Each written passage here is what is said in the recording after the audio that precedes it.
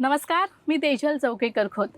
लोकशाही मराठीच्या यशोगाथा या विशेष कार्यक्रमात तुमचं मनपूर्वक स्वागत करते. आज यशोगाथामध्ये आपल्यासोबत एक असं खास व्यक्तिमत्व उपस्थित आहे ज्यांनी संपूर्ण महाराष्ट्रातील रामोशी बेडर समाजाला एकत्र करत त्यांच्या हक्कासाठी जय मल्हार क्रांती संघटना स्थापन केली आणि या संपूर्ण समाजाला आधार दिला. यासह त्यांनी पुणे जिल्ह्यातील शिरूर तालुक्यातील शिंदोडी या छोट्याशा गावातून सरपंच पदापासून कामाला सुरुवात केली आणि आज बघता बघता यांच्या कर्तृत्वातून त्यांना लोकनेते म्हणून संपूर्ण राज्यभर ओळख मिळाली. अर्थातच माझ्यासोबत आहेत दौलत नाना उमाजी शितोळे सर.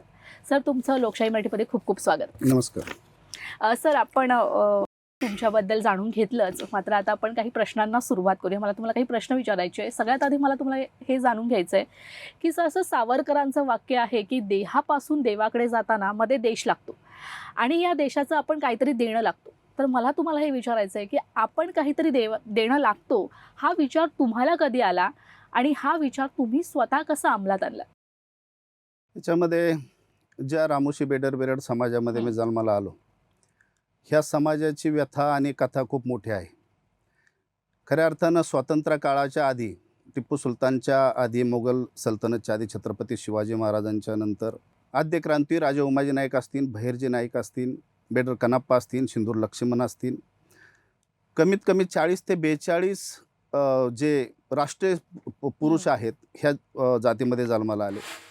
इंग्रजांना किंवा मोगलांना सळूकपळू करून सोडणारी ही जात आहे आणि ह्या जातीला त्यामुळं इंग्रजांना ज्यावेळेस याच्यामध्ये सळूकपळू करून सोडलं आणि त्यामुळं त्याच्यामध्ये दुश्मन ही जात मानल्या जायची आणि त्यामुळं ह्या जातीचा इतिहास इंग्रजांनी पुढे येऊन दिला नाही. आणि त्यानंतर ह्या रामोशी बेडर समाजाला त्याच्यानंतर एक वेगळं उंचीवरती जाण्याचा वेळ आली. भारत स्वतंत्र झाला, ज्या लढ्याकरता आमचे 30 ते 40 महायोद्धे फासावरती गेले आणि त्यानंतर ज्यावेळेस एकदा परत रामोशी बेडर समाजाची एक इतिहास घडावा आणि त्यानंतर भारत स्वतंत्र झाला आणि स्वतंत्र झाल्यानंतर परत दुसरे इंग्रज म्हणले तर हे महाराष्ट्रातलं काँग्रेस सरकार त्या ठिकाणी आलं आणि त्या सरकारने रामोशी समाजाचा पूर्ण इतिहासच गाडून टाकला. महाराष्ट्र राज्यामध्ये ज्यावेळेस 2014ला ह्या महाराष्ट्राचे मुख्यमंत्री देवेंद्रजी फडणवीस झाले आणि त्यांच्यासमोर अनेक विषय आम्ही ह्या समाजाचे मांडले, जे स्वातंत्र्य काळानंतरचे जे मुद्दे होते आमचे. ते मुद्दे असे होते की आद्य क्रांतीवीर राजे उमाजी नाईकांचं राष्ट्रीय स्मारक बिवडी या ठिकाणी व्हावं, त्यांच्या याच्यामध्ये तिथं जागा 10 एकर द्यावी. आत्ता आपल्याला ती जागा याला मिळालेल्या आहेत. बिवडी पुरंदरमध्येच दिवे म्हणून आहे, तिथं 10 एकर जागा मिळाली. 60 कोटी रुपये त्याच्याकरता आता देवेंद्रजींनी त्याच्यावरती काही दिवसातच आपल्या पडणार आहेत. आद्य क्रांती राजे उमाजी नाईकांचं त्या ठिकाणी इतिहास लोकांसमोर येण्याकरता 8वीच्या पुस्तकामध्ये इतिहास आलेला आहे. त्यांच्या नावाने आता सरकारी पुरस्कार महाराष्ट्र शासनाने चालू केलेला आहे. त्यांचं जे धडा आहे किंवा त्यांचं पाठ्यपुस्तकामध्ये इतिहास आहे किंवा त्यांचं तिकीट जे पोस्टाचं तिकीट आहे, अशा पद्धतीने त्यांचं इतिहास सर्व समाजाचा आलेला आहे. महाराष्ट्र राज्यामध्ये एकही अशी कोणती एखाद्या टपरीला सुद्धा आद्य क्रांतीवीर राजे उमाजी नाईक असतील, बहिर्जी नाईक असतील यांचं कुठं नाव नव्हतं. आता 4 कॉलेजला त्या ठिकाणी नावं दिलेले आहेत. म्हणजे जेवढ्या मागण्या होत्या त्या मागण्या स्वातंत्र्य काळानंतर आमच्या मागण्या ह्या महाराष्ट्राचे मुख्यमंत्री आदरणीय देवेंद्रजींनी ती पूर्ण केल्या आणि ह्या मागण्या मांडण्याकरता ज्यांनी आपली वेळोवेळी त्या ठिकाणी आपला आमदार नव्हता, मग आपल्या तथा आमचे दैवत ज्याला मानतो आम्ही, बाबुराव पाचरणे साहेब असतील, बापट साहेब असतील, गोपीचंद पडळकर साहेबांनी हे मुद्दे उचलून धरले आणि ह्या मुद्द्यावरती देवेंद्रजींनी त्याचं खऱ्या अर्थानं आम्हाला न्याय मिळवून दिलेला आहे. आम्ही त्यांचं आपल्या चॅनलच्या माध्यमातून त्यांचं मनापासून आम्ही धन्यवाद या ठिकाणी व्यक्त करतो. निश्चितच सर, तुमच्या या सगळ्या मागण्या पूर्ण देखील झालेल्या आहेत. तर सामाजिक क्षेत्रात काम करण्याची तुम्हाला आवड आहे. गावच्या सरपंच पदापासून ते गावाला अनेक पुरस्कार मिळवून देण्यासाठी तुमचं खूप मोठं योगदान देखील आहे. विशेष म्हणजे मुलांच्या शिक्षणासाठी तुम्ही स्वतःची जमीन शाळेसाठी दान केली. दरवर्षी 1000 विद्यार्थ्यांचे पालकत्व तुम्ही स्वीकारता. या मागची मूळ प्रेरणा काय आहे? कारण हे काम खरंच खूप उल्लेखनीय आहेत. नाही, याच्यामध्ये शिंदोडी एक माझं पुणे जिल्ह्यामध्ये शेवटचं टोकाचं गाव आहे. पुणे जिल्ह्यातलं शेवटचं गाव शिंदोडी गाव म्हणून आहे माझं. त्या ठिकाणी मी बिनविरोध सरपंच झालो. बिनविरोध सरपंच झाल्यानंतर त्या ठिकाणी माझं जे गाव आहे पुनर्वसित गाव आहे. धरणग्रस्त गाव आहे. त्या ठिकाणी छोटंसं गाव असलं पण एक नदीकाठावरती हे गाव आहे. आणि ह्या गावातील जी दुर्मिळ अवस्था होती, जी वरती आल्यानंतर त्याचा विकास झालेला नव्हता. तर त्यानुसार आपण त्या ठिकाणी झाल्यानंतर आपण एक चॅलेंज म्हणून आपण ते काम हातामध्ये घेतलं आणि बरेच पुरस्कार त्याच्यामध्ये निर्मल ग्राम पुरस्कार असन, तटामुक्त पुरस्कार असन, आदर्श ग्राम पुरस्कार असन आणि हे सर्व पुरस्कार त्या ठिकाणी आपण घेऊन आपल्या गावाचं एक वेगळ्या उंचीवरती नाव आपण घेऊन गेलो. त्याच अनुषंगाने शाळेकरता त्या ठिकाणी जी मुली शेवटच्या टोकाला गाव असल्यामुळं शाळेच्या याच्यामध्ये शिरूर 30 ते 35 किलोमीटर असल्यामुळं त्या ठिकाणी जाण्याला मुलींना जाऊ शकत नव्हत्या. हायस्कूलची खूप गरज होती. तर त्या ठिकाणी जागा मिळत नव्हती. तर स्वतःची वडिलांची आमची जागा होती. त्या ठिकाणी 2.5 एकर जागा शाळेकरता त्या ठिकाणी दिली आणि आज त्या ठिकाणी सर्व मुलं त्या ठिकाणी शिकतात. खऱ्या अर्थानं ही माझं काम होतं. मी समाजाकरता किंवा माझ्या गावाने माझ्यावरती विश्वास टाकला. त्यामुळं ही मी करू शकलो. आम्ही खरं आपल्या माध्यमातून त्यांचंही धन्यवाद या ठिकाणी देतो. खरंच, कारण की समाजासाठी आपलं स्वतःचं काही दान करणं हे खूप मोठी गोष्ट आहे सर, आणि जी तुम्ही केली आहे. माझा पुढचा प्रश्न असा आहे की तुमचा जन्म क्षत्रिय रामोशी समाजात झाला. या समाजाकडे लोकांचा पाहण्याचा दृष्टिकोन आधी कसा होता आणि तो आता तुम्ही कसा बदलला?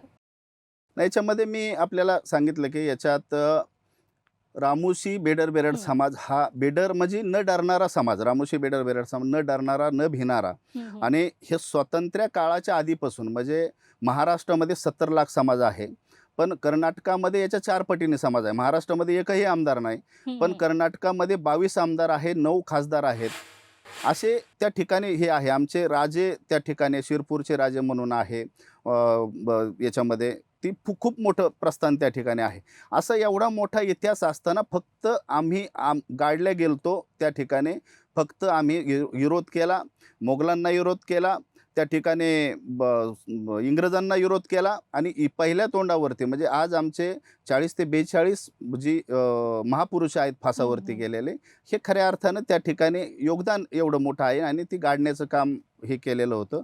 खास करून या ठिकाणी आपल्याला इतिहासात जर घुसायचं म्हणलं तर एक आपल्याला सांगतो की आद्य क्रांतीवीर राजे उमाजी नाईक पहिले क्रांतीवीर, महाराष्ट्रातले नव्हे तर भारतातले पहिले क्रांतीवीर, की जेणेकरून पेशवाई गेल्यानंतर त्यामध्ये छत्रपतींच्या नंतर छत्रपती म्हणजे स्वतःचा राज्याभिषेक करून घेणारे आद्य क्रांतीवीर उमाजी नाईक जन्माला आले आणि त्या ठिकाणी स्वतःचा राज्याभिषेक घेऊन छत्रपतींचा डोळ्यासमोर इतिहास ठेवून त्या ठिकाणी इंग्रजांसंग लढले आणि त्या व्यक्तीचा इतिहास गाडला गेला. म्हणजे खऱ्या अर्थानं आद्य क्रांतीवीर आता महाराष्ट्रामध्ये वासुदेव बळवंत फडके त्या ठिकाणी मानल्या जातात. पण खऱ्या अर्थानं आद्य क्रांती राजे उमाजी नाईक यांना फाशी दिल्यानंतर, आद्य क्रांतीवीर राजे उमाजी नाईकांना फाशी दिल्यानंतर 13 वर्षांनी क्रांतीवीर वासुदेव बळवंत फडक्यांचा जन्म आहे. आणि फक्त इतिहास आमचा त्या ठिकाणी दाबला गेला. इतिहास हे असल्यामुळं त्या ठिकाणी वासुदेव बळवंत फडके त्या ठिकाणी क्रांतीवीर आद्य क्रांतीवीर म्हणून हे झाले. आम्हाला त्याच्यामध्ये म्हणायचं काहीच नाही की फक्त इतिहास समोर जर आला असता, आमचा इतिहास जर हे झाला असता, अनेक आम्हाला त्या ठिकाणी चालना मिळली असती आणि आत्मविश्वास आमचा अजून बळकट झाला असता. ज्यांनी केलं त्यांच्याकरता हे गरजेचं आहे. याच्यामध्ये आपल्याला एक दुसरा आहे की मी विषय सांगेन की आद्य क्रांतीवीर राजे उमाजी नाईकांचा इतिहास कुणीच या ठिकाणी ठेवला नाही. पण ज्यांनी फाशी दिलं, ज्यांनी पकडलं, मॅककिंटॉश अधिकारी इंग्रज सरकारचे होते, त्यांनी उमाजी नाईकांना पकडलं आणि त्यांनी फाशी दिलं आणि त्यांनी त्यांचा इतिहास लिहून ठेवला. त्यांच्या डायरीमध्ये 900 पानाची ती डायरी आहे. त्या डायरीमध्ये त्याच्यामध्ये असाही उल्लेख आहे की उमाजी नाईक जर पकडले नसते तर दुसरे छत्रपती शिवाजी महाराज या महाराष्ट्रामध्ये जन्माला आले असते. एवढा मोठा धाक आणि एवढा मोठा इतिहास रामोशांचा होता. पण खऱ्या अर्थानं इतिहास गाडला गेलता आणि आता उजाडात आणण्याचं काम ह्या सरकारने केलेलं आहे, असं आपल्या माध्यमातून मी सांगतो. निश्चितच सर, आपल्या ह्या महापुरुषांचा आपल्या समाजासाठी ही मोठी देणगीच आहे. माझा पुढचा प्रश्न असा आहे की सामाजिक काम करता करता समाजाला कसं एकत्र आणता येईल? समाजाच्या उन्नतीसाठी राज्यातील अनेक संघटना एकत्र करत त्या माध्यमातून जय मल्हार क्रांती संघटना स्थापन करणं हे अर्थातच सोपं नव्हतं. तर ते कसं शक्य झालं? याच्यामध्ये आपण महाराष्ट्रामध्ये 70 लाख समाज आहे आणि उपेक्षित समाज म्हणजे त्याच्यामध्ये राहण्यावनात राहणारा समाज आणि त्याच्यामध्ये जय मल्हार क्रांती संघटना स्थापन करण्यापाठीमागचा उद्देश आमचा हा होता की आपण अनेक समाजांकरता काम केलं, पण ज्या समाजामध्ये मी जन्माला आलो त्या समाजाचं काहीतरी देणं लागतो म्हणून त्या ठिकाणी आपण संघटना स्थापन केली पूर्ण महाराष्ट्रामध्ये रानावनामध्ये जो समाज राहतो, त्या ठिकाणी आपण गेलो, प्रत्येक गावामध्ये गेलं आणि त्याच्यामध्ये सर्वे एक म्हणजे सरकारचा सर्वे सोडून आम्ही स्वतःच तो सर्वे केला. 70 लाख समाज त्या ठिकाणी आमच्या सर्वेमध्ये आले. त्याच्यामध्ये सर्वे करताना आपल्याला एक लक्षात आलं, की जर प्रत्येक ठिकाणी, प्रत्येक मतदारसंघामध्ये 10,000, 15,000, 25,000, 30,000, 50,000 आपलं मतदान आहे. जर ह्या समाज जर एकत्र आला तर एक निर्णय घेऊ शकतो आणि एक ज्या सरकारच्या पाठीमागं आमचा समाज राहील, ते सरकार महाराष्ट्रामध्ये येऊ शकतं. एवढी मोठी ताकद आपली आहे असं लक्षात आल्यानंतर आम्ही पूर्ण सर्व संघटना एकत्र केल्या. गावोगावी गेलो, सगळा समाज एकत्र केला. त्या समाजाबरोबर बाकीचा बहुजन समाज एकत्र केला आणि आत्ताच्या ह्या इलेक्शनमध्ये देवेंद्रजींनी त्या ठिकाणी भारतीय जनता पार्टीमध्ये आपला जय मल्हार क्रांती संघटना त्या घटक पक्ष म्हणून आपण त्या ठिकाणी घेतला. स्टार प्रचारक म्हणून मला त्या ठिकाणी भारतीय जनता पार्टी महायुतीने केलं आणि आपण त्या ठिकाणी 53 मतदारसंघ, आपण 53 मतदारसंघामध्ये आपल्याला जबाबदाऱ्या दिल्या आणि त्या 53 मतदारसंघामध्ये 48 आमदार आता निवडून आले आणि त्याच्यामध्ये खारीचा का व्हायना वाटा त्या ठिकाणी माझ्या जय मल्हार क्रांती संघटनेचा आणि समाजाचा आहे.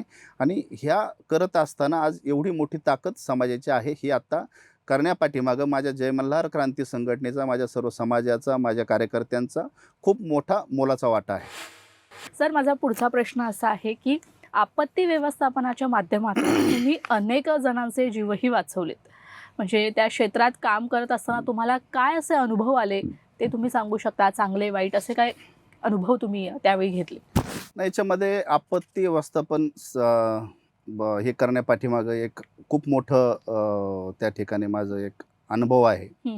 माझा जीवाचा मित्र सुरेश तुपे म्हणून सावलीसारखा माझ्या पाठीमागे उभा राहणारा, ज्यावेळेस तो माझ्याकडून बारामती या ठिकाणी गेल्यानंतर रोडमध्ये त्याचा ॲक्सिडेंट झाला एका टू व्हीलरवरून आणि अर्धा तास त्याला कुणी उचललं नाही. त्याच्या पायाचा पूर्ण पाय मोडला होता आणि पायामध्ये पूर्ण माती वगैरे जात होती. लोक व्हिडिओ काढत होती मोबाईलमध्ये, पण त्याला त्या ठिकाणी उचलला गेला नाही आणि त्याला वेळ झाल्यामुळं तिथून ती माती वगैरे त्या पायामध्ये गेल्यामुळं हॉस्पिटलला नेल्यानंतर त्याचा पाय कट करावा लागला. आणि पाय कट केल्यामुळं त्या ठिकाणी मी एक विचार केला की जर याला उचलला असता लवकर कुणीतरी आणि त्याला नेला असता तर त्या ठिकाणी याचा पाय वाचला असता. आणि त्याच्यानंतर मी भारताचे जे पद्मभूषण आहेत अण्णासाहेब हजारे त्यांच्याकडे गेलो. त्यांच्याकडे बसून म्हणलं, अण्णा मी अशी ह्या याच्यामध्ये आपत्ती व्यवस्थापन चालू करणार आहे. तर अण्णा म्हणले की मी स्वतः त्या उद्घाटनाला येतो. 2012ला त्या ठिकाणी आपण उद्घाटन केलं. उत्तराखंडमध्ये 2,500 लोकांचा प्राण आपण त्या ठिकाणी वाचवला. रोड ॲक्सिडेंटमध्ये 2,000 ते 3,000 लोक त्या ठिकाणी आपण वाचवले. माळींसारख्या ठिकाणी त्या ठिकाणी आपले हजारो लोक त्या ठिकाणी आपल्या लोकांनी वाचवले. पूर आलता सांगलीमध्ये, पूर्ण शहर बुडलं होतं. त्या ठिकाणी 20 बोटी आपण NDRFच्या आधी पाठवून त्या ठिकाणी आपण तिथले अनेक लोकांचे प्राण त्या ठिकाणी वाचवले.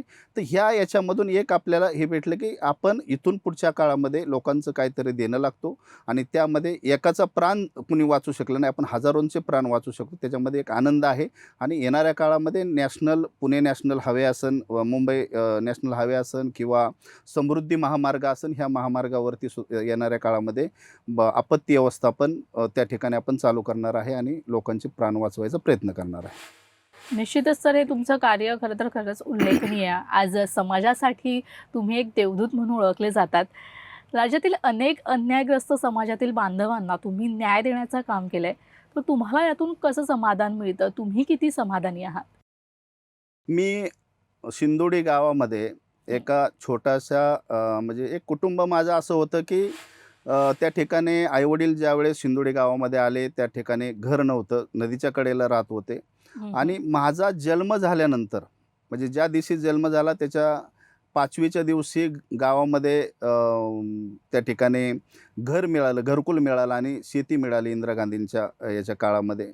आणि त्यामध्ये एक बाळातीन आई ज्यावेळेस बाळंतपण माझं ज्यांनी केलं, जे आजीनी, ती आमच्या आईला सांगितलं की तुझ्या पोटी दौलत जन्माला आली. हे आल्यानंतर त्या ठिकाणी तुला घर मिळालं आणि शेती मिळाली, त्याच्यामुळे याचं नाव दौलत ठेव.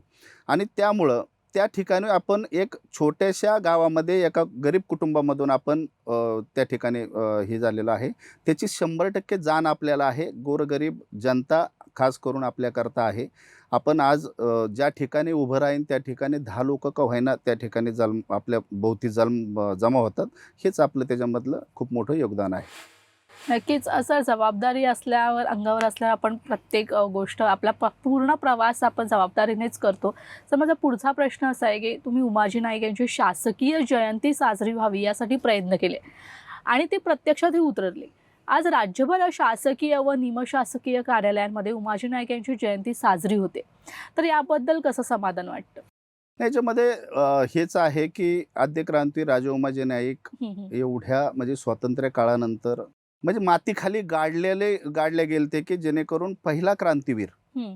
आणि त्यांची सरकारी जयंती सुद्धा साजरी नाही. मी खऱ्या अर्थानं या ठिकाणी मॅककिंटॉशच्या डायरीचा आम्ही सहारा घेतला. त्याच्यामधले काही पुरावे जमा केले, आंदोलनं केली आणि त्याच्यानंतर त्या ठिकाणी सरकारी जयंती 70 वर्षानंतर त्या ठिकाणी फक्त 7 दिवसाच्या आत म्हणजे हं. सांगायचं तात्पर्य एक आहे की महाराष्ट्रामध्ये सर्वजण म्हणतात की दौलत नाना, देवेंद्र फडणवीस आणि भारतीय जनता पार्टीचंच फक्त हे करतो. तर त्याचं कारणच हे आहे की आमचा राजा, आद्य क्रांतीवीर, पहिला क्रांतीवीर, मातीखाली गाडल्या गेलेला क्रांतीवीर त्या ठिकाणी उदयास जर आणला असेल तर 7 दिवसाच्या आतमध्ये मुख्यमंत्री असताना देवेंद्रजींनी सरकारी जयंती साजरी केली. महाराष्ट्रामध्ये प्रत्येक ठिकाणी, प्रत्येक शासकीय, निमशासकीयमध्ये त्यांचं कार्यालयामध्ये फोटो लागले, त्यांची सरकारी जयंती साजरी केली. जे त्या ठिकाणी भिवडी या ठिकाणी हं, हं. म्हणजे बारामतीला तिथूनच रोड जातो, 1 किलोमीटर कोणी त्या ठिकाणी जयंतीला आलं नाही. पण महाराष्ट्राचे देवेंद्रजी मुख्यमंत्री झाले, त्या ठिकाणी मुख्यमंत्री असताना आले, त्या ठिकाणी विरोधी पक्ष नेते असताना आले, उपमुख्यमंत्री असताना आले आणि येणाऱ्या काळामध्ये 7 सप्टेंबरला जयंती आहे. मुख्यमंत्री झालेले आहेत आणि ती नक्की त्या ठिकाणी जयंतीला येणार आहे. निश्चितच. सर माझा पुढचा प्रश्न असा आहे की पुरंदर येथील होणाऱ्या विमानतळाला आद्य क्रांतीवीर उमाजी नाईक यांचं नाव द्यावे अशी मागणी आमदार गोपीचंद पडळकर यांनी विधानसभेत केली. त्यावर या नावासाठी तुम्ही कसे आणि किती प्रयत्नशील असाल? नाही, याच्यामध्ये आम्ही आमचे बहुजन समाजाचे नेते गोपीचंद पडळकर साहेबांनी हा विषय मांडला आणि त्यानंतर आम्ही एक आंदोलन त्या ठिकाणी केलं की सरकारपर्यंत आमचा मेसेज जावा.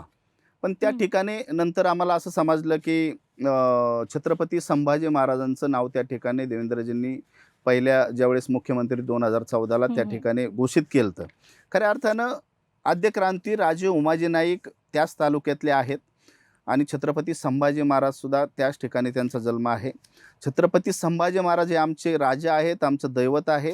आद्य क्रांतीवीर राजे उमाजी नाईकांचं जरी नाव देता नाही आलं, छत्रपती संभाजी महाराजांचं नाव त्या ठिकाणी लवकरात लवकर सरकारने द्यावं आणि ज्या दिवशी छत्रपती संभाजी महाराजांचं नाव त्या ठिकाणी दिल्या जाईल त्या ठिकाणी महाराष्ट्रभर सर्वात जादा बहुजन समाज भंडारा उधळून त्याचा आनंद व्यक्त करेल. निश्चित सर, त्यासाठी तुम्ही स्वतः देखील प्रयत्न करतच आहात. सर, समाजासाठी, समाजाच्या आर्थिक विकासासाठी तुमच्या पुढील योजना काय असणार आहे? याच्यामध्ये समाजामध्ये जे शैक्षणिक प्रश्न आमचे खूप मोठे आहेत आणि याच्यात बाकीचा जो आता प्रत्येक याच्यामध्ये आता ते आमचं स्मारक ज्या ठिकाणी होतं आहे त्या ठिकाणी 40 महापुरुषांचं त्या ठिकाणी आपण इतिहास त्या ठिकाणी होत आहे. त्याच ठिकाणी आपण काही इंग्लिश मीडियम स्कूल असतील किंवा अनेक त्या ठिकाणी आपण करण्याचा प्रयत्न आपला आहे.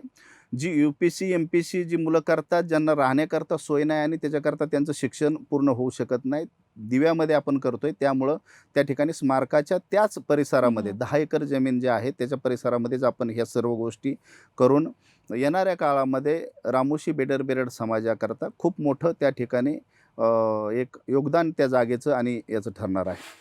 निश्चित सर, तुमच्या ह्या योजना लवकरच पूर्ण होतील आणि खूप छान तुम्ही तुमचा यशोगाथाचा प्रवास आम्हाला सांगितला. आमच्या प्रेक्षकांपर्यंत तो पोहोचला आणि ते नक्कीच प्रेरित होतील ह्या तुमच्या यशोगाथाच्या संपूर्ण प्रवासाबद्दल आणि तुम्ही इथे आलात, छान बोललात, त्यासाठी खूप खूप धन्यवाद.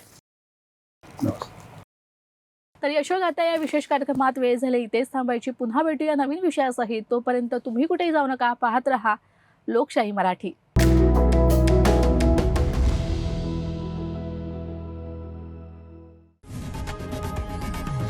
लोकशाही मराठी ऐका, पहा, जागरूक रहा.